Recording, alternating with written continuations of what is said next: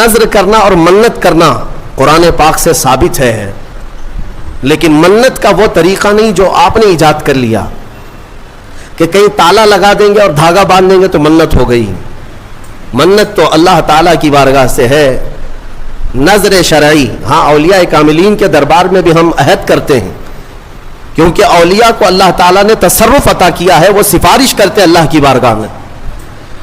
تو نذر جو شرعی ہے وہ قرآن سے جو ثابت ہے وہ یہ ہے کہ اللہ کی بارگاہ میں یوں نیت کر سکیں آپ، یوں نذر کر سکتے ہیں آپ کہ اے مولا، اگر مجھے اولاد ہو گئی تو میں مسجد بنا دوں گا، یا مسجد کے لیے فلاں چیز وقف کر دوں گا، یا ایک قرآن پاک مکمل تلاوت کروں گا، یا 10 روزے رکھوں گا، یا 10 مسکینوں کو کھانا کھلاؤں گا۔ یہ ہوتی ہے منت کے طریقے۔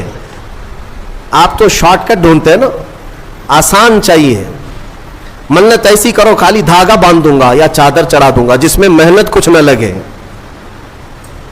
ارے نذر کا طریقہ یہ تھا کہ آپ روزہ رکھنے کی نیت کر لیتے کہ اگر میرا فلاں کام ہو گیا تو میں 10 روزے رکھوں گا، یا کم سے کم 3 روزے رکھوں گا، یا ایک قرآن پاک پڑھوں گا، یا 100 رکعت نماز ادا کروں گا۔ نذر کرنے کے طریقے۔